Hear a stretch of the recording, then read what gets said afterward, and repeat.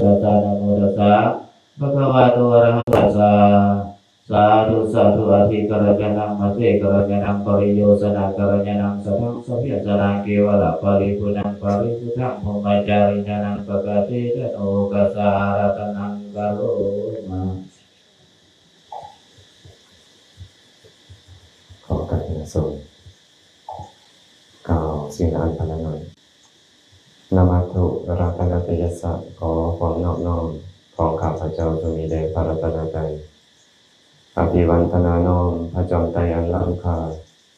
พระพุทธาผู้โลกตั้งเป็นองค์แก้วหน่วยปฐมอภิวาทกราบก้มพระธรรมทรงทองใสเลิศวิไลงามงดดังสุรีแยงพื้นผู้เป็นพื้นหน้าบนต้นพระสังฆองค์เอกวันธนานกใบสมาก้มกราบการขอการขณะพระเจ้าประสงค์ขอการกล่าวธรรมะขอความสุขความเจริญจงบังเกิดมีแก่ญาติธรรมเมื่อสุขสุขคนโมหินทาวทนังบูชาข้าพาสัมภวะสุนทรีสารนังปานินังวานิไมหังตีนายตัมมะนังขอพระสัทธรรมมันอำไพในห่วงแห่งวงกฎคือพระโอษฐ์ของพระจอมมุนีผู้เป็นที่พึ่งของสัตว์ทั้งหลายจงกระทำใจของข้าพเจ้าให้เอิบอิ่ม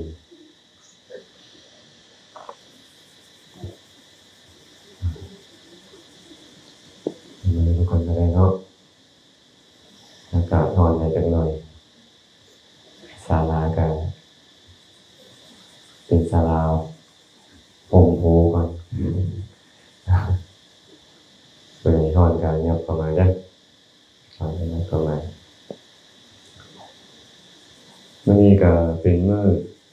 ปีใหม่เนาะสังกาดใหม่เมื่อวานมีวันเนามื้อนี้ก็ขึ้นปีใหม่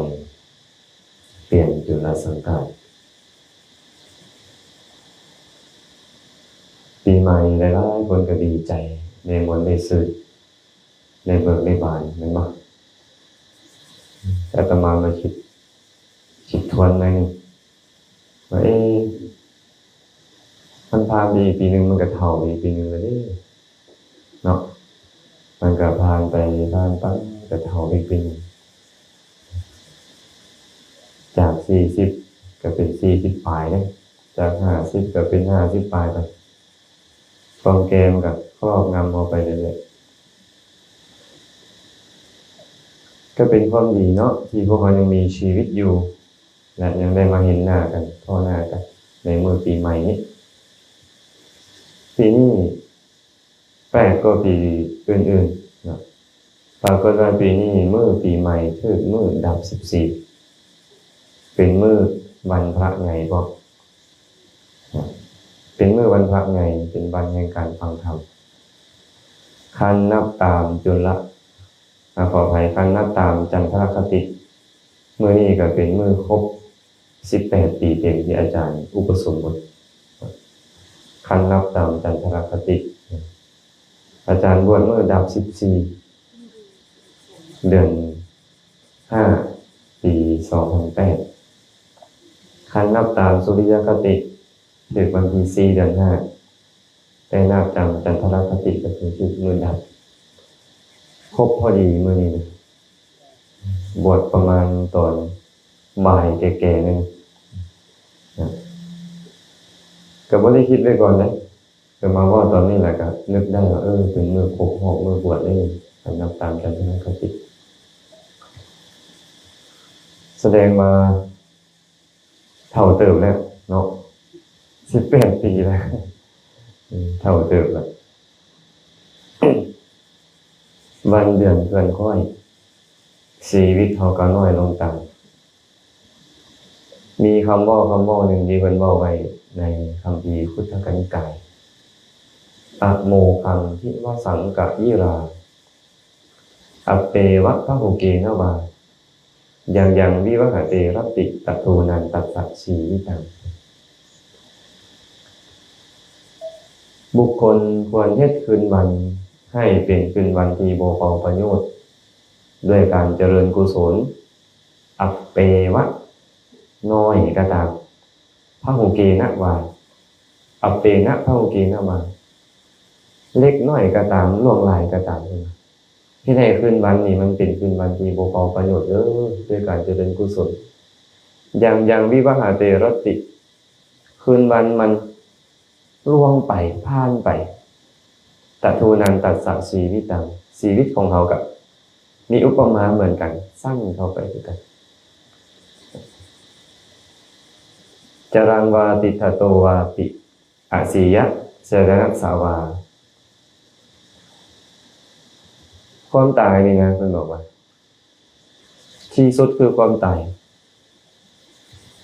ยอมคืบคลานเข้าไปหาบุคคลผู้เที่ยวไปอยู่กระตามยืนอยู่กระตามนั่งหรือนอนอยู่กระตาม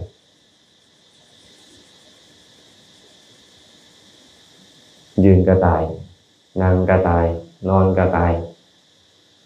ย่างไปอยู่กระตายบริเวณได้นี่อีกจังหากนาทีอาจจะมีหูช็อกตรงนี้ก็ได้นะมันห้อนฮิสโตกเนาะอ๋ออย่างกับซอกตายกันพวกเราเลยต้องเฝ้าเห็ดคืนวันนี้ให้เป็นคืนวันที่บ่เป่าประโยชน์คือมื้อนี้แหละมาพากันถวายทานเห็นแต่ละคนก็มีดอกไม้มีอย่างมาเป็นบ่เตรียมบูชาถามว่าบูชาใครล่ะบูชาผู้ที่อุบัติขึ้นมาได้ยากที่สุดในโลกนี้ก็คือพระสัมมาสัมพุทธเจ้าพวกเขาเฮ็ดเจดีย์ทรายเจาะจงพระสัมมาสัมพุทธเจ้าก็เลยมาพร้อมกันเจริญกุศลพร้อมกันเจริญกุศลเพื่อให้มื้อนี้เป็นมื้อที่บ่เป่าประโยชน์หลายๆคนเฮ็ดให้มันเป่าเลยเนาะหลายๆคนก็ม่วนอยู่ตอนนี้อันคืออาตมาตอนบ่คันบวชกับตอนนี้ยังบ่คันตื่นได้เด้อพุ่นละประมาณ 11:00 น 12:00 นตื่นแล้วก็ต้องไปโดดน้ำคลองเอาให้มันซื่นซะก่อนผมนี่คือบ่ต้องอันนั้นเลยนะบ่ต้องได้ซักให้ยากสเปรย์รุ่นแข็งๆซีดเลย สมัยก่อนเขาฮิตกันเนาะ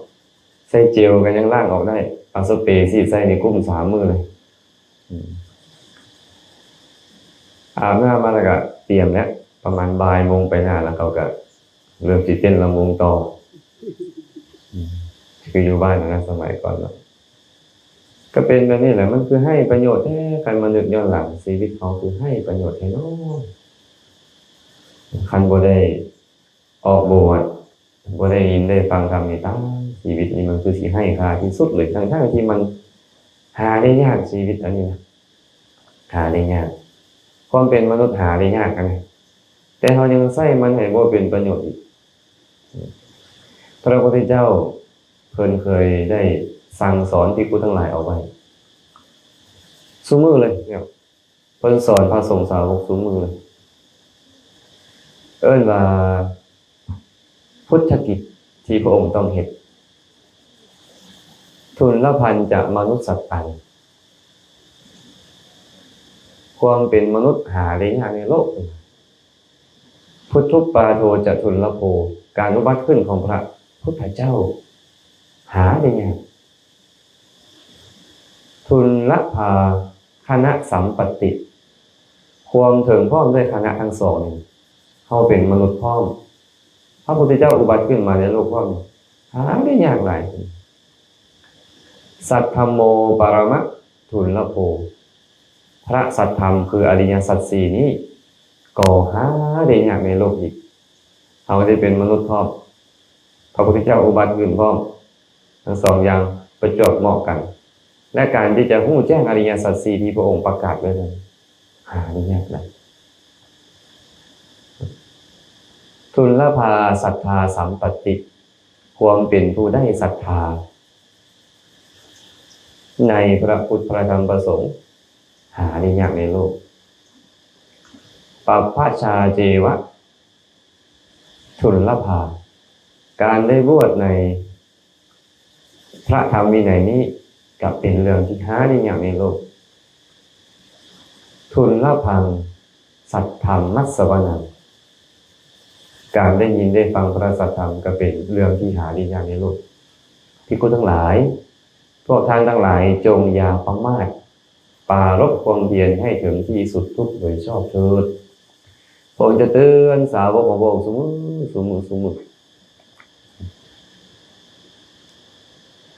เพิ่นเตือนเอาไว้นี่ให้แม่หมอนจือข้อหนึ่งแม่สุวรรณเพ็งเอาไป2ที่เหลืออีก4ข้อให้พ่อจา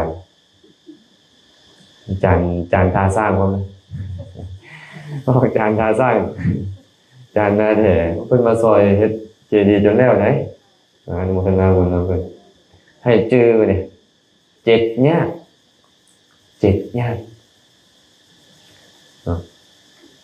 1มนุษย์สตังทุลพันจะมนุษย์สตังมนุษย์สตังแปลว่าความเป็นมนุษย์ทุลพันจะอันบุคคลได้โดยยากเป็นอย่างที่บอกว่าการความเป็นมนุษย์ได้โดยยากบางคนอาจจะคิดขึ้นในใจสิยากยังผัวเก่าเมียเก่าผัวแล้วก็มีลูกคือบอกไม่ออกแถวคืออยู่เลยเนาะ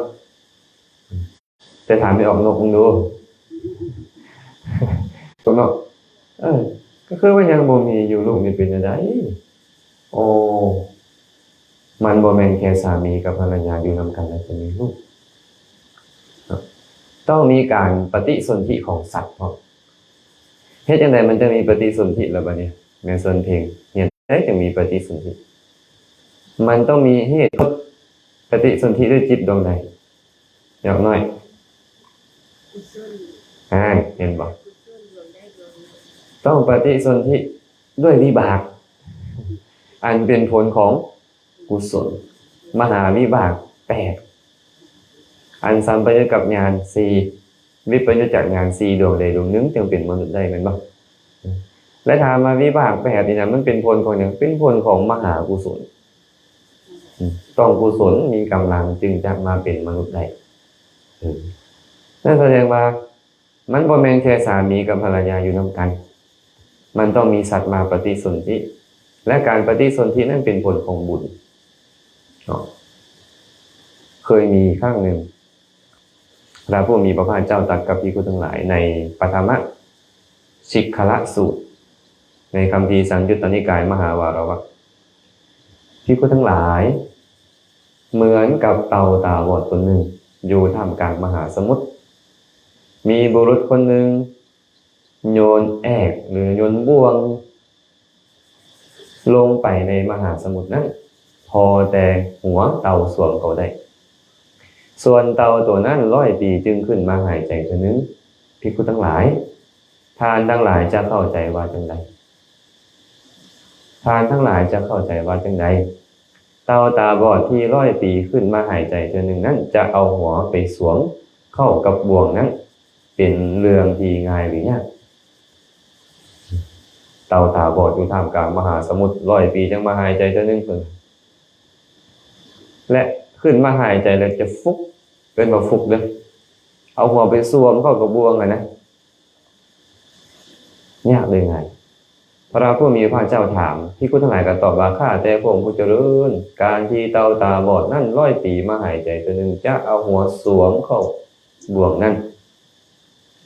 เป็นเรื่องเป็นไปได้ยากขะหน่อยหากเจ้าพ่อเป็นไปได้แด่กับคงตลอดกาลอันยาวนาน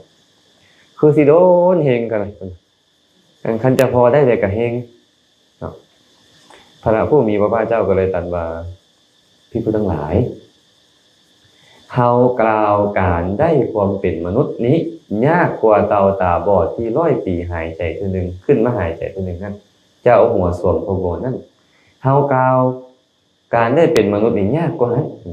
ข้อนั้นเพราะเหตุใดเพราะว่าสัตว์ผู้เป็นคนพาลผู้ประมาทจากอบายเข้าสู่อบายในอบายทุกขติวินิบาตนั้นบ่มีการประพฤติธรรมบ่มีการเจริญกุศลบ่มีการเฮ็ดบุญบ่มีการประพฤติคุณงามความดีมีแต่การกัดกินกันสัตว์ใหญ่กัดกินสัตว์น้อยสัตว์ใหญ่เอาเปรียบสัตว์น้อยการที่เขาจะได้ความเป็นมนุษย์นี่จึงเป็นเรื่องยากเพราะฉะนั้นแหละภิกษุทั้งหลายทานทั้งหลายนี่นะได้เป็นมนุษย์แล้วจงปรารภความเพียรเพื่อให้ถึงที่สุดทุกโดยชอบย้อนหยัง สัตว์ทั้งหลายจึงจากอบายสู่อบายจากอบายสู่อบายนี่มาสู่ความเป็นมนุษย์ได้ยากย้อนว่าบ่ฮู้แจ้งอริยสัจสี่ตามความเป็นจริงเลยให้เฝ้าเด้อเพิ่นให้เฝ้าแสดงว่าพวกเฮานี่ได้สิ่งที่ได้ยากไปเนาะยากขนาดนั้นเลยกลัวจะได้มาเป็นมนุษย์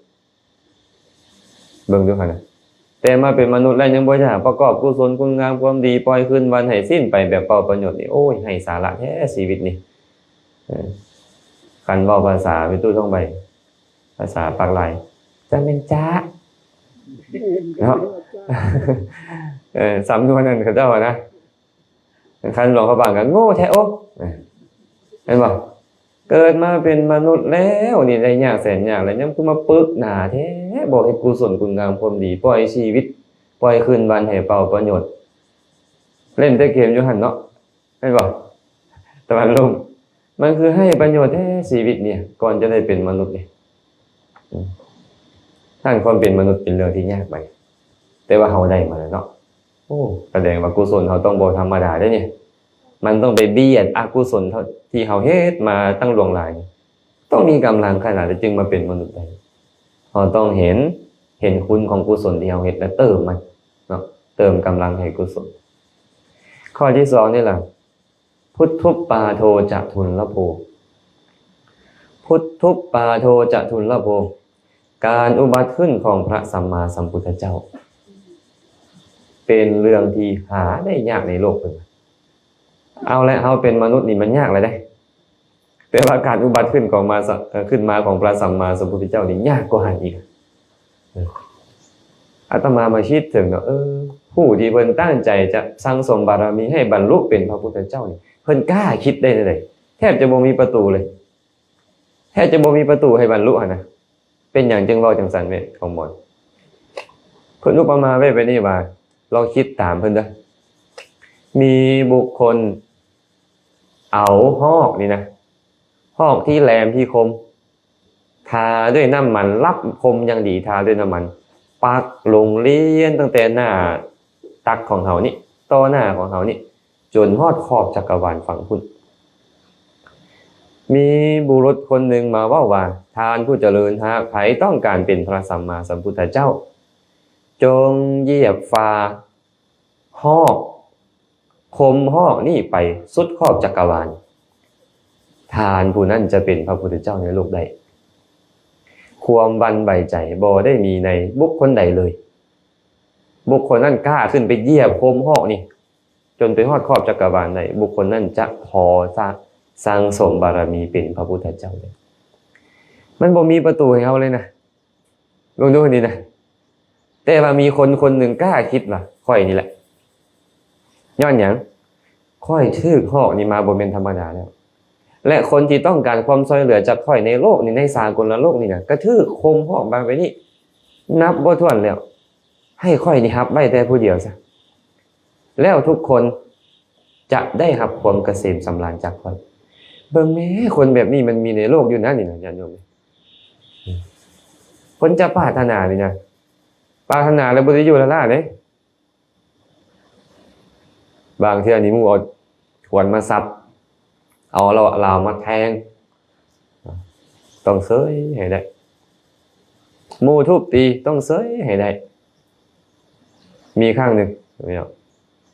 มีพระราชาพระองค์หนึ่งหักเมียหลายพอหักเมียหลายเมียตั้งครรภ์มาเนี่ยพอเมียตั้งครรภ์แล้วก็ประสูติออกมาคลอดบุตรออกมาเมียก็หักลูกอ่ะเนาะเป็นบ่ล่ะไปอิจฉาลูกกูดูนะแม่หมอนี่เมียนี่เอาอกเอาใจแต่ลูกแต่ก่อนคือว่าประคบประงมเฮาอยู่เอาอกเอาใจเฮาดีเดี๋ยวนี้มาเอาใจแต่ลูกย้อนลูกนี่บ่ตัดแขนทิ่มตัดขาทิ่มโยนขึ้นถึงเอาเหลาแทงลูกเพิ่นคือพระโพธิสัตว์บ่ได้เฮ็ดความโกรธให้เกิดขึ้นแม้แต่น้อยเลยไอ้พระราชานั่นก็คืออดีตชาติของพระเทวทัตนั่นเองเบิ่งไม่เห็นน่ะคันเฮาได้แม่มันเพลงพวกเฮาอ่ะโอ้ยยางกายบ่ถามข่อยก็ยังโกรธบ่แฮงแล้วนี่น่ะแม่นบ่สิไปว่าหยังถึงต้องเอามีดมาฟันมาทากมาทางข่อยนะแต่คนที่จะเป็นพระพุทธเจ้าใจต้องขนาดนี้ใจต้องขนาดนี้ จึงบอกว่ามีคนเดียวในโลกยากกว่าการเขามาเป็นมนุษย์เขาเฮ็ดบุญนี่มันบ่ได้ยากขนาดนั้นเลยเนาะแม่ส่วนเพียงเนาะให้มาวัดนี่ก็บ่ได้ยากถึงขั้นกับขนาดนั้นแม่นบ่คิดดีๆนั่งภาวนาอยู่เฮือนก็บ่ได้ยากถึงขั้นเหมือนพระโพธิสัตว์เฮ็ดแต่พระโพธิสัตว์ต้องยอมขนาดนั้นน่ะเพื่อให้ได้เป็นพระพุทธเจ้าและบ่แม่นครั้งเดียวเด้บ่แม่น100ครั้งบ่แม่นพันครั้งบ่แม่นแสนครั้งฉะนั้นพุทธเจ้าจึงอุบัติขึ้นมาได้ยากในโลกนี้ชื่อเรื่องนี้เด้อพุทธุปปาโทจะทุลโภให้ชื่อคำนี้ให้ขึ้นใจได้เตือนตัวเองว่าพระพุทธเจ้าอุบัติขึ้นมาได้ยากเจ้าบูชาเพิ่นแด่ทั้งด้วยอามิสทั้งด้วยการปฏิบัตินี่ให้เฮ็ดบูชาเพิ่นแด่ปัญหาได้ยากในโลกทุลภาคณะสัมปติว่าเนี่ยขณะที่ทั้งสองอย่างนี่นะมาประจวบเหมาะกันเฮาได้เป็นมนุษย์พร้อมพระพุทธเจ้าอุบัติขึ้นมาในโลกพร้อมก่อนจะเป็นแบบนี้นี่นะยากกว่าสองอย่างที่ว่ามานั่นอีกยากกว่าอีกนะก่อนเราจะได้เป็นมนุษย์เหมือนเต่าตาบอดขึ้นมาหายใจก่อนพระโพธิสัตว์จะอุบัติขึ้นมาในโลกเสียสละอย่างมหันต์และทั้งสองอย่างดันประจวบเหมาะเฮาดันมีบุญที่เฮ็ดไว้แล้วมาเกิดเป็นมนุษย์ในส่วนที่พุทธศาสนาเนี่ยมีอยู่มันคือหาได้ยากแท้แม่หมอเด้ยยังสิประมาทอยู่บ่พวกเราเนี่ยยังสิประมาทอยู่บ่โดยรอตะวันลงเนาะโดยเขาได้ก็สิประมาทต่อมากหลายเกมนี่จะเพิ่นบ่ยากเด้อนี่เด้อ2อย่างแล้วยากนี่นะเป็นอย่างที่3ก็ยากอีกเนาะพระพุทธเจ้าตรัสไว้ในทุติยสิกขาสูตรคือกันพระองค์ตรัสให้แปลกไปหน่อยนึงแบบนี้ว่าภิกษุทั้งหลายเหมือนอย่างว่ามหาปัตตภีทั้งสิ้นนี่เต็มไปด้วยน้ำคือแผ่นดินทั้งหมดนี่เป็นน้ำหมดเลยเพิ่นว่าในแผ่นดินนั้นมีเต่าตาบอดอยู่ตัวนึงเต่าตาบอดนั้น100 ปีใดขึ้นมาหายใจเทื่อนึงภิกษุทั้งหลายมีบุรุษโยนแอกหรือโยนบ่วงลงไปในมหาสมุทรนั้นลมจากทิศเหนือพัดแอกนั่นไปทิศใต้ลมจากทิศใต้พัดแอกนั่นไปทิศเหนือลมจากทิศตะวันออกพัดแอกนั่นไปทางทิศตะวันตกลมทางทิศตะวันตกพัดแอกนั่นไปทางทิศตะวันออกภิกษุทั้งหลายพวกทานจะเข้าใจว่าจังใดการที่เต่าตาบอด100 ปีจะขึ้นมาหายใจเทื่อนึงนั้นจะเอาหัวไปสวมเข้าบ่วงนั้นเป็นเรื่องที่เป็นไปได้ง่ายหรือยากภิกษุทั้งหลายภิกษุทั้งหลายก็ตอบเหมือนเมื่อกี้นี่เลยค่ะแต่พระองค์ผู้เจริญการที่เต่าตาบอดจะขึ้นมาหายใจเทื่อนึง100 ปีขึ้นมาหายใจเทื่อนึงจะเอาหัวไปสวมเข้ากับบ่วงนั้นเป็นเรื่องที่ยากหลายขนาดเคยเบิ่งเนาะมหาสมุทรบ่ได้หยุดนิ่งเด้ลมมันก็พัดไปพัดมาพัดไปพัดมาอยู่หั่นแหละบ่วงมันบ่ได้อยู่กับที่อีกเดี๋ยวก็แล่นไปใต้เดี๋ยวก็แล่นขึ้นเหนือไอ้บ่วงนั้นก็ได้เดี๋ยวก็ไปทางทิศตะวันตกเดี๋ยวก็ไปทางทิศตะวันตกงั้นทิศตะวันออกแต่ว่าเต่าตาบอด100 ปียังขึ้นมาเทื่อนึงก่อนจะเอาหัวไปสวมเข้าบ่วงเป็นไปได้ยากภิกษุทั้งหลายก็เลยตอบเลยพระพุทธเจ้าก็เลยบอกว่าภิกษุทั้งหลายฉันนั่นเหมือนกันการได้เป็นมนุษย์เป็นเรื่องที่หาได้ยากในโลกการอุบัติขึ้นของพระสัมมาสัมพุทธเจ้าเป็นเรื่องที่หาได้ยากในโลกการที่ธรรมะคำสอนของพระพุทธเจ้ายังรุ่งเรืองอยู่ในโลกเป็นเรื่องที่หาได้ยากในโลกภิกษุทั้งหลายความเป็นมนุษย์ทานทั้งหลายได้แล้วพระพุทธเจ้าอุบัติขึ้นแล้วในโลกธรรมะคำสอนของพระองค์ยังรุ่งเรืองอยู่ในโลกภิกษุทั้งหลายเพราะเหตุนั่นแหละทานทั้งหลายจงปรารภความเพียรให้รู้แจ้งตามความเป็นจริงเถิดรู้แจ้งอย่างไรตามความเป็นจริงรู้แจ้งอริยสัจสี่คือทุกข์เหตุเกิดทุกข์เหตุดับทุกข์และทางให้ถึงความดับทุกข์ตามความเป็นจริงเถิดพระพุทธเจ้าเตือนเลยเด้มันยากได้เนี่ยไอ้3อย่างนี้อีกนี่นะการอุบัติขึ้นของพระพุทธเจ้าความเป็นมนุษย์และธรรมะคำสอนอย่างรุ่งเรืองอยู่ในโลกแต่ตอนนี้พวกทานทั้งหลายได้หมดแล้วได้นี่อย่าประมาทมัวเมาได้ก่อนที่3อย่างนี้จะมาประจวบเหมาะกันนี่นะ มีในการบางครั้งบางคราวเท่านั้นป่านนั้นแม่หมอยังบ่อยากสละผมอยู่แน่นะเนาะว้าบูชาพระพุทธเจ้านี่นะพระองค์สละคอพุ่นน่ะเอาสละผมนี่ยากผมก็บ่ได้แม่นสิดกดำคือผู้อื่นเลยนะงอกเบิดเลยเนาะไม่ออกดีเนาะไม่ออกบี้เนาะป่านนั้นก็สละยากแต่ไม่ออกต่อเราจะคิดตีหัวปากกระทบหัวนาคเราอาจารย์เว้าขะน้อยโลดจังซี่ว่าเนาะบ่ต้องเว้าดอกอันเว้าแม่หมอนั่นน่ะมันสิอาจารย์มื้อนี้นี่ถึงแม้เฮาจะบ่ได้เฮ็ดอย่างอื่นก็นี่เฮาจะมาบูชาคุณของพระองค์เฮาได้เป็นมนุษย์ยากแล้วพระองค์อุบัติขึ้นมาก็ยากแต่เฮามาพ้อเดี๋ยวนี้ธรรมะคำสอนของพระองค์ก็ยังรุ่งเรืองอยู่ในโลกพวกก็ต้องเจริญกุศลกันให้หลายที่สุดนะให้หลายที่สุดอันนี้เป็นข้อที่3ข้อที่4ได้ล่ะเพิ่นบอกว่าสัทธัมโมปรมะทุลลโภสัทธรรมคืออริยสัจ4นี่นะหาได้ยากยิ่งขึ้นมาบางคนเป็นมนุษย์ในสมัยพุทธกาลเนาะพระพุทธเจ้าก็อุบัติขึ้นเพิ่นแสดงธรรมไปพร้อมบอกบางคนบ่ได้ฟังธรรมบางคนได้ฟังธรรมแต่ได้ฟังธรรมบักหลายบรรลุแต่เล็กน้อยปฏิบัติธรรมบักหลายบรรลุแต่เล็กน้อยในญาติโยมการรู้แจ้งอริยสัจสี่จึงเป็นเรื่องที่หาได้ยากในโลกเหลือเกินสัทธัมโมปรมะทุลลโภปรมะแปลว่ายากยิ่งที่สุดเลยเนาะเพิ่นเลยอุปมาไว้แบบนี้จือใส่กันเด้ออุปมาเหมือนกับเต่าตาบอดเมื่อกี้นี่แหละ100 ปีมาหายใจเท่านึงบุรุษโยนบ่วงลงไปบ่วงนึงเต่าตาบอด100 ปีมาหายใจเอาหัวไปสวมเข้ากับบ่วงนั้นน่ะเป็นเรื่องที่ยากส่ำใดนี่แหละความเป็นมนุษย์ยากส่ำนั้นแหละแต่ว่าบุรุษคนนี้เนี่ยโยนบ่วงลงไป2บ่วงลมก็พัดไปพัดมาพัดไปพัดมาเต่าตาบอดก็100 ปีขึ้นมาหายใจเท่านึงจนลมเหมือนพัดเอาบ่วงทั้ง2บ่วงมาสวมเข้ากันย่องกันอยู่และเต่าตาบอดขึ้นมาสวมเข้า2บ่วงพร้อมกันพอดีนี่เหมือนกับเราได้เป็นมนุษย์และพระพุทธเจ้าอุบัติขึ้นมาในโลกได้ยากนี่อุบัติขึ้นมาในโลกแล้ว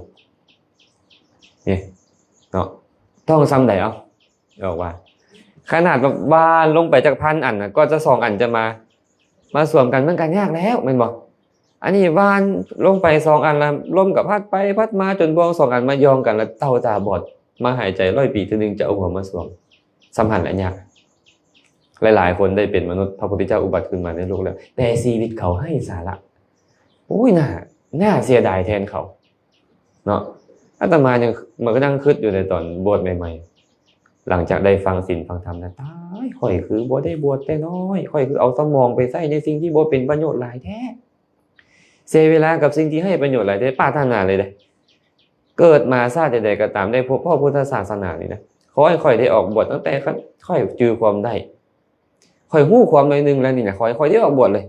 ค่อยบ่อยากให้ชีวิตค่อยไปเฮ็ดสิ่งที่ให้สาระนะเบิ่งแม่ไม่ออกเลยจนอายุ20 ปลายปีจึงค่อยได้บวชมันคือให้สาระเหลือเกินไอ้ที่ผ่านมานี่บ่ฮู้เลยบาปบุญคุณโทษอีหยังอ่ะอริยสัจ4บ่ต้องเว้าฮอดแล้วไปบ่ฮู้เรื่องอริยสัจ4อีหยังเลยเบิ่งดูหั่นน่ะกันซั่นเนาะหลายๆคนก็ยังเป็นแบบนี้เด้บุรุษคนเก่านี่แหละโยนบ่วงลงไปพร้อมกัน3 บ่วงลมก็พัดไปพัดมาพัดไปพัดมาแม่หมอนเต่าตาบอดอยู่พื้นมหาสมุทรก็ขึ้นมาหายใจ100 ปีเทื่อนึงคือเก่านั่นแหละลมก็พัดเอา3 บ่วงมาย่องกันพอดี3 บ่วงเต่าตาบอดขึ้นมาหัวสวมเข้า3 บ่วงนั้นพอดีอีกเหมือนกับเฮาได้เป็นมนุษย์พระพุทธเจ้าอุบัติขึ้นมาได้ยากในโลกและธรรมะคำสอนของพระองค์ยังดำรงอยู่ไปเบิ่งบางบ่อนมั้ยยังเหลือแต่รูปพระพุทธรูปกับประเพณีที่เคยเฮ็ดสืบกันมาคำสอนเกลี้ยงบ่เหลือเลยบ่รู้นะโยมขนาดได้เป็นมนุษย์แล้วได้พระพุทธเจ้าอุบัติขึ้นมาในโลกเขาก็ฮู้พร้อมว่าพระพุทธเจ้าอุบัติขึ้นมาในโลกแต่เขาบ่ฮู้สาระของธรรมะคำสอนของพระพุทธเจ้าเลยครับน่าเสียดายบ่น่าเสียดายเหลือเกินเรื่องนี้อีตนเขาบ่แม่เพียง อีตนเขาสิบ่ได้ซอยเขาวะ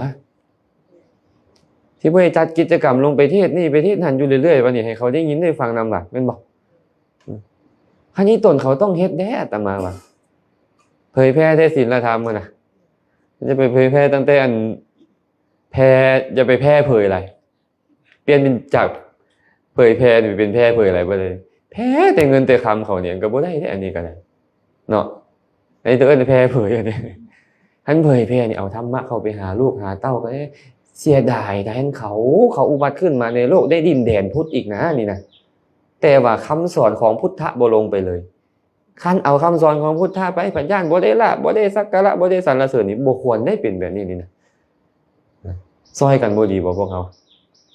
อ้าวมาจากบ้านได้เด้นี่ชื่อไปเลยเด้ออาจารย์เขาน้อยสิจัดงานฟังธรรมสิเชิญคนในบ้านมาฟังไปมื้อนี้บ้านนี่มื้อนั้นบ้านนั่นจังซี่นะไม่หมดให้เขามีโอกาสได้ยินได้ฟังน่าสงสารได้ญาติโยมเอ้ยโชคร้ายที่สุดเลยได้เนี่ยเกิดเป็นมนุษย์พุทธศาสนาอุบัติขึ้นมาแล้วคำสอน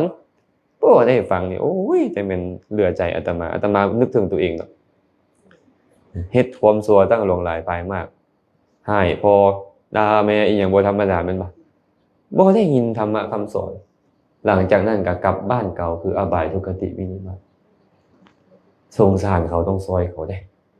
หาอุบายหาวิธีซอยเขาเจ้าเอาเงินเป็นตื้อๆไปให้เขาก็บ่ทอเจ้าเอาธรรมะเขาไปหาเขาเจ้าเอาเครื่องไปแจกเขาลวงลายภายมากเขามีความสุขดีใจเจ้าก็ได้บุญแต่ยังบ่ทอเอาธรรมะเข้าไปหาเขาอยู่ได้บ่เกิน100 ปีไม่เพียงให้เงินเป็นตื้อๆเขาก็อยู่ได้บ่เกิน100 ปีแล้วก็ต้องไปนรกแม่นบ่ไปอบายทุกขติวินิบาตกันเจ้าเอาธรรมะคำสอนเข้าไปหาเขาเขาจะไปสู่สุคติด้วยตัวของเขาเองได้เขาเข้าใจเลยและเขาจะประคับประคองให้เขาบ่ต้องลำบากในสังสารวัฏนี้อีกตลอดจนกว่าจะบรินิพพานได้คันธรรมะคำสอนเข้าไปแต่เดี๋ยวนี้พวกเขาเห็นประโยชน์อื่นหลายกว่าประโยชน์ของคำสอนเดี๋ยวนี้อาตมาจึงบ่เกี่ยงเด้เขานิมนต์ไปใส่คันเว้าเรื่องเฮ็ดไปคันเว้าเรื่องกินซื่อๆนี่นิมนต์อาจารย์ไปฉันคิดก่อนให้ขอคิดก่อนเด้อเบิ่งก่อนคิวยังมีบ่คันวันนี้มุนไปแสดงธรรมเทศให้พวกกันน้อยฟังนี่มื้อใดเวลาใดอยู่ไสบ่ว่างก็ต้องจัดให้บางมื้อ7 รอบก็เทศอยากให้คำสอนเข้าไปหาพวกข้าเจ้านะเฮาฮู้แล้วว่าคำสอนมีประโยชน์หลายเหลือเกินอันอื่นบ่เท่าคำสอนได้เนาะนี่ลองคิดเบิ่งเด้อบวง3บวงที่บุรุษนั้นโยนลงจะมาสวมเป็นอันเดียวกันแล้วเต่าตาบอด100 ปีมาหายใจเทื่อนึงจังเอาหัวไปสวมเข้า3บวงพร้อมกันมันยากขนาดใดการจะได้ยินได้ฟังธรรมมันยากขนาดนั้นนะโยมบางพองได้ยินได้ฟังธรรมอยู่แต่เป็นสัตว์เดรัจฉานมืดโอกาสแต่ก็ยังดีที่เขาได้ยินได้ฟังแล้วเขาจะไปประคับประคองตัวเองให้พ้นจากกำเนิดในอบายเลยไปสู่สุคติได้ยินได้ฟังธรรมต่อเลยดีเลยนั่นถือว่าดีเนาะ4บัดเนี่ยบุรุษคนเดียวกันนี่แหละโยนบวง4 อันลงไปในมหาสมุทรลมก็พัดไปพัดมาพัดไปพัดมาอยู่คือเก่านั่นแหละโจรเอาบวง4 บวงนี่มาสวมกึ๊บซ้อนกันเป็น4 ชั้นอันเดียวเลยแทบจะเป็นไปบ่ได้เลยแหละนอกจากลมมันผ่านเนาะขึ้นไปเนาะตาบอดนั่นก็มาโผล่ขึ้นมาหายใจ100 ปีทีนึงเอามาสุ่มเขา4 บวงพร้อมกันเหมือนกับเฮาได้ความเป็นมนุษย์พระพุทธเจ้าอุบัติขึ้นแล้วในโลกเฮาได้ยินได้ฟังธรรมและฮู้แจ้งอริยสัจ4มันยากขนาดนั้นไอ้คือพวกเฮาคิดกันนี่นะฟังธรรมก่อนตายบรรลุอนาคามีบรรลุอรหันต์โอ้ยมันบ่แม่นอุปนิสัยของพวกเขาต้องคนที่เขาสร้างสมมาดีแล้วเขาท่าแต่พระพุทธเจ้าพระองค์เดียวเขาปรารถนาเป็นพุทธเวไนยเขาปรารถนาเป็นพุทธเวไนยว่าขอบรรลุต่อหน้าพระพุทธเจ้ากลุ่มนี้หรือสาวกเวไนยขอบรรลุต่อหน้าพระอรหันต์ทั้งหลายที่เพิ่นสอนกลุ่มนั้นเนาะบ่เป็นกลุ่มคือพวกเรานี่ได้เบิ่งก็บ่เป็นตามีบุญจังดีแต่ละคนบางคนก็หน้าผากเถิกโพดบางคนก็ตาโลโลโอ้ยบ่คือสิมีบุญนะเนาะ ต้องคนที่มีบุญมีบ่แบบนั้นน่ะฟังธรรมตอนใกล้ตายบรรลุได้มีแต่บ่แม่นทุกคนเนาะก็เบิ่งพวกเฮานี่จะฟังตอนใกล้ตายอีหยังฟังแต่น้อยจนเฒ่าแล้วผู้ลางคนน่ะก็ยังคือเก่าอยู่นี่แม่นบ่ฉะนั้นเนี่ยมันยากขนาดนี้ได้การรู้แจ้งอริยสัจ4นี่ได้แต่สำหรับคนที่มีบารมีไม่เลยมันบ่ยากสำหรับพวกเฮาที่บ่มีบารมีเลยนี่มันยาก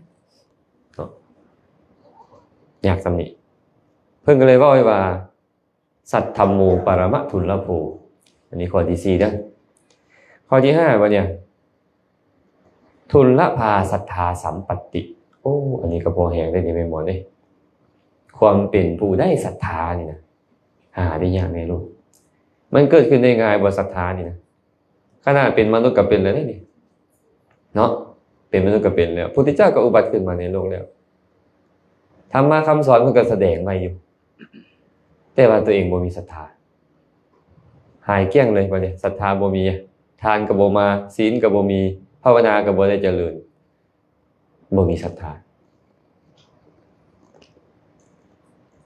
มีศรัทธาบ่พวกเฮามื้อนี้โอ้ฮ้อนปานนี้สิมาเฮ็ดหยังคันบ่มีน่ะสิว่าเนาะฮ้อนก็ฮ้อนปานนี้เนี่ยศรัทธาเฮามีแล้วเด้ย้อนศรัทธามีจึงเป็นแบบนี้คันศรัทธาบ่มีนี่โอ้ยแล้วมาบ่ฮอดดอกวัดป่านาคันไกลโพดเคยไปนั่งกินกาแฟอยู่ร้านนึงให้ออกเขาถวายกาแฟโอ้ยดีใจได้พ่ออาจารย์เห็นอาจารย์ใน Facebook แต่โอ้แล้วไปบ่ฮอดจักเทื่อจะแม่นบ่มีบุญคั่นน้อยนะอาตมาก็ล้มคือต่อไปเลยซะบ่ต้องเว้าแล้วฮู้แล้วแหละเจ้าบ่มีศรัทธาแต่บ่เว้านะเนาะอันศรัทธามันเกิดไกลปานใดเขาก็ไปอเมริกาก็ยังไปได้เนาะแม่เพียงเนาะซ้ำหยังอันวัดป่านาขาม30-40กิโลคันแต่ในเมืองมาก็ได้ผู้ลางคนอยู่หน้าแท้นี่นะ3กิโล4กิโลนี่นะก็ยังมาบ่ฮอดนะเดี๋ยวนี้นะแม่นบ่นี่แหละศรัทธามันบ่มีคันศรัทธามีได้ล่ะศรัทธาสาธุปฏิทิตาศรัทธาตั้งมั่นแล้วเฮ็ดประโยชน์ทั้งหลายให้สำเร็จอยู่ฟ้าแดนดินเนี่ยค่อยก็ไปคันศรัทธาบ่มีไปบ่ได้เฮ็ดบ่ได้แม่นบ่คันศรัทธาจึงเกิดขึ้นยากแม่นบ่เหมือนจะง่ายแต่ยากเลยศรัทธายากและเกิดขึ้นแล้วรักษาก็ยากยิ่งกว่าอีกเบิ่งดูนี่ไอ้ศรัทธานี่เพิ่นเลยบอกว่าศรัทธาหาได้ยากในโลกพระพุทธเจ้าก็มีธรรมะเพิ่นก็แสดงไว้แล้วตัวเองบ่มีศรัทธาน้อมใจเข้าไปฟังจังหน่อยเลยน่าสงสารนั่นสหัมบดีพรหมเนาะเคยได้ยินเนาะเรื่องราวของสหัมบดีพรหมพระพุทธเจ้าหลังจากตรัสรู้มาพิจารณาปฏิจจสมุปบาทพิจารณาปัฏฐานต่างๆทำเนี่ยเป็นสิ่งที่คนทั้งหลายนี่นะฮู้ได้ยากคนที่มีกิเลสคือทุลีคือกิเลสในดวงตานี่นะมีกิเลสหลายเนี่ยมันรู้ยากโอ้ยสิบ่เทศแสดงธรรมดีกว่าบ่เดือดร้อนสามบดีพรหมถ้าสามบดีพรหมต้องลงมาเพิ่นที่แบบเพิ่นวิจารณ์ไว้ในพระไตรปิฎกบอกว่าเราเอาหัวเขาข้างขวานี่งวมลงดินเอาเขาข้างนึงงงขึ้นก็คือข้างซ้ายนี่เอาฝ่าตีนลงข้างขวาเอาเขาลงห่มผ้าเสวียงบาแบบนี้เลยได้ทำหาผมบ่ได้นุ่งเสื้อคือพวกไม่ออกได้ห่มผ้าเสวียงบาข้างนึงแล้วประคองอัญชลีไปต่อพระพุทธเจ้าและบ่มีอีกอัน4หน้าคือพวกไม่ออกฮู้นะผมบ่มี4หน้าเดียวนั่นหันไปหาพระพุทธเจ้าเป็นหยังคือเฮ็ด4หน้าแล้วผมเนี่ยเฮ็ดเพื่อสื่อถึงผมวิหาร4ของเพิ่นเมตตากรุณามุทิตาอุเบกขาซื่อๆเนาะอาราธนาว่าข้าแต่พระองค์ผู้เจริญสัตว์ผู้มีทูดีในดวงตาหน่อยจะฮู้จักธรรมค่ะหน่อยจะฮู้แจ้งได้หากพระองค์บ่แสดงธรรมนี่ความวิบัติจิบหายเกิดขึ้นได้ค่ะหน่อยอีตนเขาเจ้าได้ถอดอันนี้เว้าเป็นภาษาบ้านเฮานะพระพุทธเจ้าก็เลยตรัสว่าเฮาเปิดประตูอมตะแล้วขอชนทั้งหลายจงปล่อยศรัทธามาเถิดเป็นหยังพระพุทธเจ้าจึงบอกว่าต้องจงปล่อยศรัทธามาคันบ่มีศรัทธามันฟังบ่ได้ธรรมนี่นะคันบ่ได้ฟังธรรมก็บ่มีศรัทธาอีกนี่นะมันต้องมีความเชื่ออย่างใดอย่างหนึ่งฉะนั้นบางเทื่อเนี่ยพระพุทธเจ้าต้องแสดงปาฏิหาริย์ก่อนแสดงธรรมบางเทื่อต้องให้สาวกแสดงปาฏิหาริย์ก่อนแสดงธรรม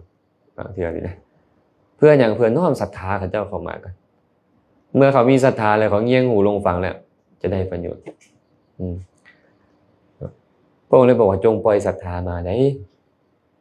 เนี่ยตั้งแต่มือแรกที่พระองค์ตัดสินใจว่าจะแสดงธรรมนี่ค่อยขอคนมีศรัทธาเพิ่นบ่เอาเลยไอ้คนบ่มีศรัทธาอยู่ได้ไหมเพลงจงปล่อยศรัทธามาผู้ใดปล่อยศรัทธามาค่อยจะเข้าไปหาแล้วจะแสดงธรรมให้เขาฟังเนี่ยอันนี้สำคัญได้ในศรัทธานี่นะคันเฮาบ่มีนี่ก็เสียหายเลยแหละข้อที่6บัดเนี่ยปัปพชาเจวะทุลลภาการได้บวชเป็นเรื่องที่ยากในโลกอีกเอาละได้เป็นมนุษย์แล้วแหละพระพุทธเจ้าอุบัติขึ้นมาในโลกแล้วเห็นบ่ธรรมะแสดงไว้แล้วศรัทธาก็บ่มีแต่ว่าบวชบ่ได้คันบวชได้บ่มีดอกจานเนี่ย บ่มีทิศ บ่มีเสียงเห็นบ่อยู่เลยแหละบางคนนี่บ่เคยบวชเลยก็มีแต่ว่าเว้าเรื่องพระเก่งๆไอ้พวกเนี้ย เว้าเรื่องพระวิจารณ์พระนี่บ่ให้เว้าเลยไอ้พวกบ่ได้ห่มผ้าเหลืองนี่นะอาตมายังมักคำเว้าของหลวงพ่อบุญเสริมอยู่ได้แล้วว่าบ่มีความรู้อย่าไปเล่นการเมืองบ่ได้ห่มผ้าเหลืองจะไปเว้าเรื่องพระ จะไปฮู้ดีกว่าพระหลายเรื่องของพระนี่นะบางเทื่อนี่ตัวเองบ่ฮู้ดอกอาตมาตัวเองฮู้จักไม่ออกเพิ่นโอ้ป่านเพิ่นนั่นศึกษาพระไตรปิฎกมา30ปีเวลาเพิ่นเว้ามีไหนต้องเป็นแบบนี้มีไหนต้องเป็นเจ้าคือบ่ถามข้อยผู้เฮียนมีนะมานี่น้ำแดข้อยผู้ข้อยเฮียนผู้ข้อยสอนมีไหนนี่เพิ่นเว้ากบเฮาเลยโอ้บ่ธรรมดาเลยไม่ออกเนี่ยบ่ได้ห่มผ้าเหลืองไปเว้าเรื่องพระเนี่ยบ่ถูกแนวนั้นบ่ดีแนวนี้เพิ่นว่าเฮาก็สิไปคัดก็บ่ได้เอาหมู่ขึ้นเคียงจะเอาคานไปสอนได้เนาะเอาปล่อยเราไปซะบางเทื่อก็ต้องปล่อยไปเป็นนี่บ่จำเป็นต้องบอกเลยว่ามันบ่ถูกดอกเจ้าเว้าเนี่ยคิดในใจอยู่แต่มื้อใดได้โอกาสก่อนเด้อบางทีก็ต้องไหลตามน้ำเนาะน้ำกำลังเชี่ยวจะเอาเรือไปขวงนี่แบบนี้ก็มีสั้นๆเนาะการได้บวชนี่เป็นเรื่องยากเพิ่นบวชได้นี่โอ้ตัดสินใจบ่ได้บ่เป็นเรื่องง่ายนี่คือพวกมาบวชไปเลย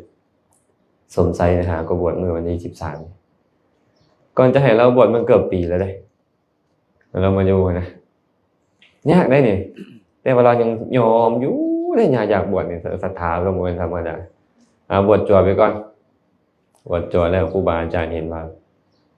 เหมาะสมแล้วก็จะให้บวชพระต่อก่อนจะมีศรัทธามาแล้วก็จะอยากบวชก็บ่เป็นไงพวกเขาน้อยอันนั้นตันเสือเนาะมาก่อนนั้นพวกเขาใหญ่อีกเลยบวชแล้วตอนนี้ก็ได้ยากได้ยากโยมไหมยากแต่ว่าบวชแล้วยินดีในการบวชมันยากกว่าหันอีกอะจะยินดีอยู่โดนๆไปนี่มันยากได้คือพอไม่ออกคิดนี่เป็นคือง่ายแท้บ่ได้เฮ็ดอีหยังเวียกงานการสร้างก็บ่ได้เฮ็ดไอ้บ่มีเวียกกับมีเวียกเฮ็ดเนี่ยอันใดยุ่งยากกว่ากันยกพอไม่ออกว่าฮะบ่มีเวียกเนี่ยมันอยู่ยากอ่ะมันสิป่วงอ่ะคิดผู้เดียวอยู่เนี่ยบ่มีในเฮ็ดคันมีในเฮ็ดยังลืมอันนี้อันหน้าอันใหม่ไปแล้วก็ลืมมันบางอย่างก็ได้แม่นบ่เคยเห็นไม่ออกก็เจ้าพากันไปปฏิบัติธรรมกรรมฐานแต่เขาให้อยู่ผู้เดียวอยู่บ่เป็นกุฏิอันงามขนาดเลยเพิ่นอยู่บ่เป็นเพิ่นกวาดแต่กุฏิอันเสร็จแต่กุฏิอันเพิ่นอยู่บ่เป็นบ่ยากนะอยู่ผู้เดียวนี่เพิ่นว่าโอ้บาดไปอยู่แท้ๆโทรศัพท์ก็บ่ได้ใช้เนาะเฮ็ดอีหยังก็เฮ็ดบ่เป็นเพิ่นให้นั่งเบิ่งตัวเองนะตอนเนี้ยอยู่บ่ได้บ่เป็นเรื่องง่ายเด้มันคิดไปเบิดเรื่องลบได้เรื่องบวกได้มัน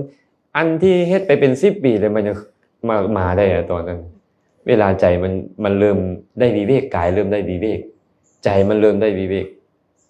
มันก็ปรุงติบัดเนี่ยไอ้ฟุ้งซ่านต่อบัดนั้นคันบ่อีหลีอีหลอก็ยากอยู่เด้จะยินดีในการอยู่นี่นะญาติโยมบ่เป็นเรื่องง่ายเนาะท่านพระพุทธเจ้าก็เลยว่าการบวชเป็นเรื่องที่หาได้ยากในโลกสุดท้ายเพิ่นบอกว่าทุนละพังสัทธรรมัสสวนังการฟังได้ฟังพระสัทธรรมเป็นเรื่องที่หาได้ยากในโลกพระพุทธเจ้าก็อุบัติขึ้นแล้วในโลกเฮาได้ความเป็นมนุษย์ ศรัทธาพอมีบวชก็ได้บวชแล้วบางคนบ่อยากฟังธรรมบ้างไหมบวชแล้วยังบ่อยากฟังธรรมเลยพี่น้องเอ้ยครูบาอาจารย์ที่แสดงธรรมนี่เพิ่นเริ่มเจ็บท้องแล้วเริ่มต้องเข้าห้องน้ำแล้วเรื่องไงว่าพอมีออกมาเพิ่นสิจัดงานฟังธรรมแหละเอาละเริ่มหาวันไปแล้วไม่อย่างมันเป็นพิษเป็นภัยขนาดเลยนะธรรมะคำสอนโอ้กระสมพอแล้วพวกเขาเกิดดนขนาดนี้เกิดแล้วเกิดอีกแล้วก็เพื่อมาเพื่อตายเกิดแล้วเกิดอีกก็เกิดมาเพื่อตายย้อนพวกเขาบ่น้อมใจไปในการฟังศีลฟังธรรมเบิ่งดูหั่นน่ะบางคนได้หมดเลยญาติโยมมันยังแต่ตัวเดียวนี่นะทั้งที่ฟังธรรมข้างใดแล้วกิเลสมันยุบบ่ได้ฟังธรรมมันเหมือนกับฝีถึกสะกิดเบ้งขึ้นมาฟังธรรมเท่าใดเหมือนกับฝีถึกหยายุบแต่เฮาก็ยังบ่ยอมที่อยากให้มันยุบอยู่ดิอยากปล่อยใจไปตามอำนาจของกิเลสที่มันให้ได้ดังใจเฮานะมันบ่เป็นเรื่องง่ายเด้เนี่ยอันนั้นสิ่งเหล่านี้พระสัมมาสัมพุทธเจ้าเลยบอกว่าหาได้ยากเลยลูกเอาทวนมึงดูนี่1ความเป็นมนุษย์ผู้ใดก็จื้อเขาเนี่ยไม่เอาหมอนเนาะก่อนเป็นมนุษย์หาได้ยากในโลก2ความอุบัติขึ้นของพระพุทธเจ้าหาได้ยากในโลกแม่เพลงเป็นบทตัวเนี้ย3คณะประจวบเหมาะทั้งได้ความเป็นมนุษย์พร้อมทั้งพระพุทธเจ้าอุบัติขึ้นมาในโลกพร้อมนี่หาได้ยากในโลกอีก4ข้อผู้ใดจื้อ3ใช่มั้ย4ป่ะเนี่ยสัตธรรมก่อนเนาะ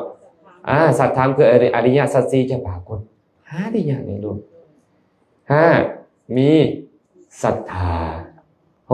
6ได้บวช7การฟังพระสัทธรรม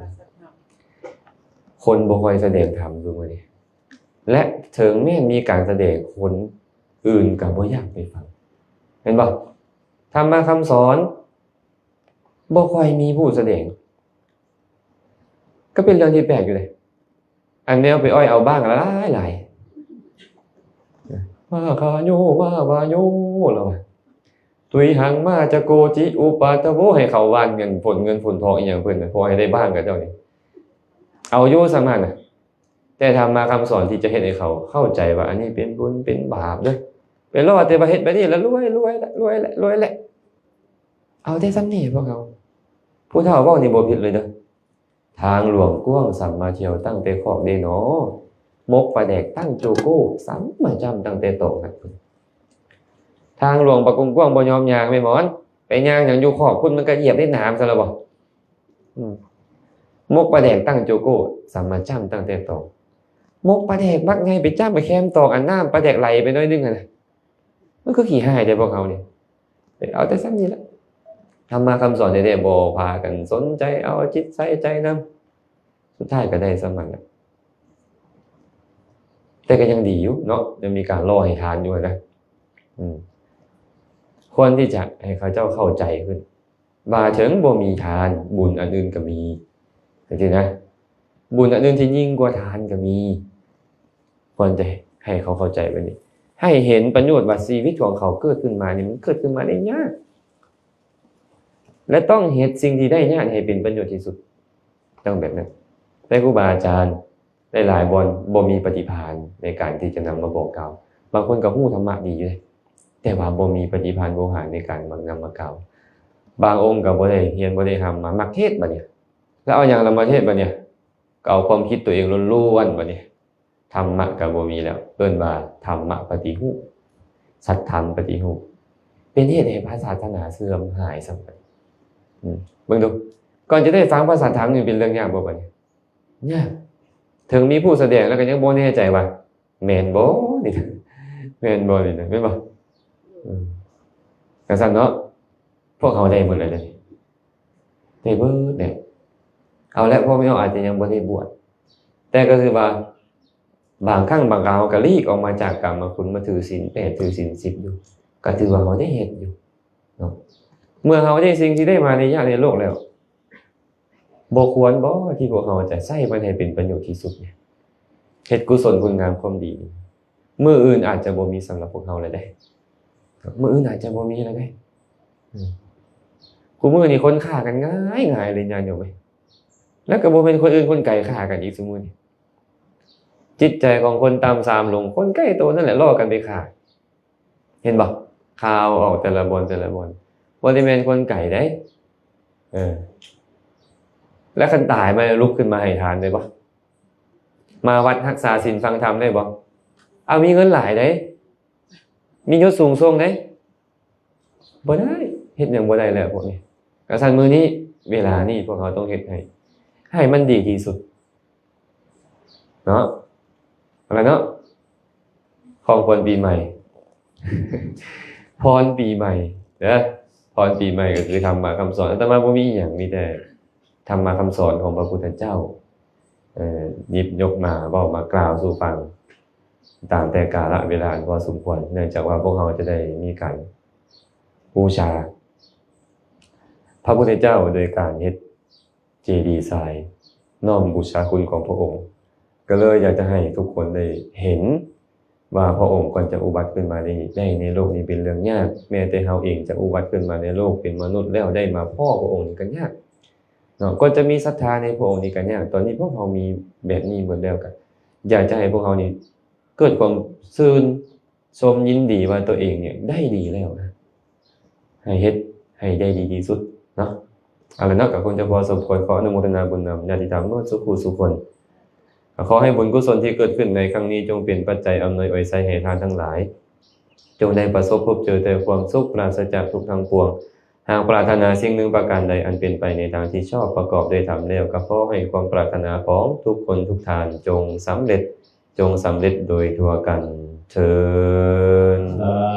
ธุสาธุสาธุอนุโมทนาครับพระสงฆ์สำเร็จเลยเด้อโอ้จนที่11 โมงเลยเด้อเนาะขอบคุณเลยเด้อสัพพิติโยวิวัช